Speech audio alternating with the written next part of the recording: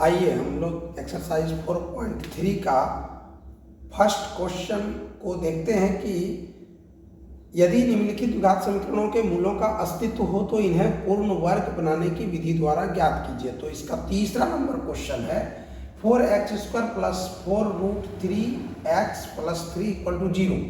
इसको हम लोग को सबसे पहले जांच करनी है कि इसका द्विघात समीकरण जो है वो इसका मूल अस्तित्व में है या नहीं है। अगर मूल अस्तित्व में है तो फिर इसको निकालना है पूर्ण वर्ग बनाते हुए।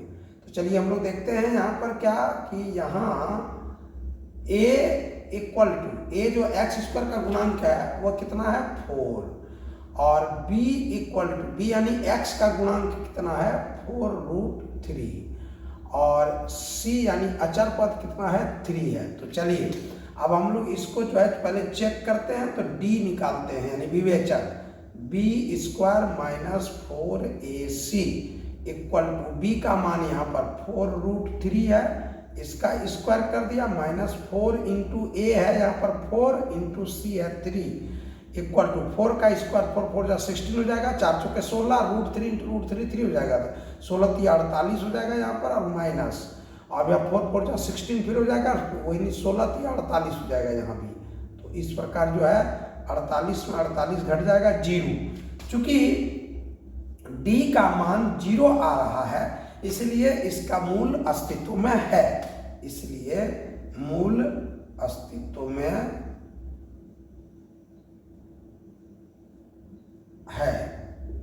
तो जब मूल अस्तित्व में है तो इसको अब हम लोग को ज्ञात करना है वर्ग पूरा करके। तो चलिए हम लोग देखते हैं यहाँ पर समीकरण क्या है 4x² प्लस 4√3x और प्लस 3 इक्वल टू 0। तो हम लोग क्या देख रहे हैं यहाँ पर, यहाँ इसको हम लोग जो x² का गुणांक है उससे भाग दे करके दोनों पक्षों में भाग दे करके और फिर हम लोग वर्ग पूरा करते हैं, परंतु यहाँ पर ऐसे ही पूरा हो रहा है हमारा।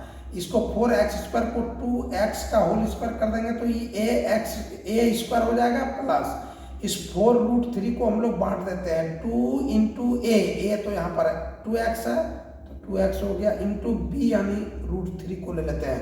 देखिए यहाँ पर 2 को 2 से मल्टीप्लाई करेंगे 2 2 जा 4 हो जाएगा √3x उतना आ रहा है। तो ये हमारा a² प्लस 2ab पर बैठ रहा है। अब b क्या बन रहा है तो √3 बन रहा है, इसको हम लोग यहाँ पर √3 का होल स्क्वायर जोड़ देंगे। तो इस पार जोड़ेंगे तो उस पार भी जोड़ना पड़ेगा, लेकिन पहले +3 को इस पार ले आते हैं -3 हो गया। और अब चूंकि बाईं ओर हम लोग √3 का होल स्क्वायर जोड़े हैं वर्ग पूरा करने के लिए, b वाला पद पूरा करने के लिए, तो यहाँ भी हम लोगों को √3 का होल स्क्वायर जोड़ना पड़ेगा।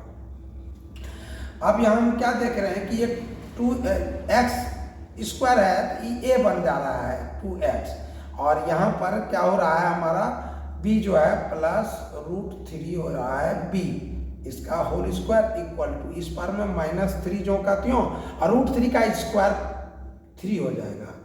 अब देखिए आगे हम लोग क्या देख रहे हैं, तो ये जो है 2x प्लस √3 का whole square equal to 3 plus में -3 घट जाएगा 0 हो जाएगा।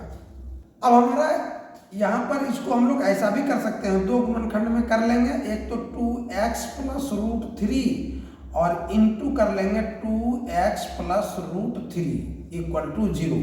तो एक बार 2x प्लस √3 इक्वल टू 0 तो एक बार 2x प्लस √3 इक्वल टू 0। चलिए देखिए यहाँ पर क्या हो गया 2x और प्लस √3 को इस पार दाहिनी ओर ले आएंगे -√3 हो जाएगा। तो इसलिए यहाँ पर क्या है ये 2 और x गुना है, तो गुना को जब हम 2 को इधर ले आएंगे तो भाग हो जाएगा, x इक्वल टू हो जाएगा -√3/2। जस्ट लाइक दैट यहाँ पर भी 2x इक्वल टू प्लस √3 को दाई ओर ले जाएंगे हो जाएगा -√3।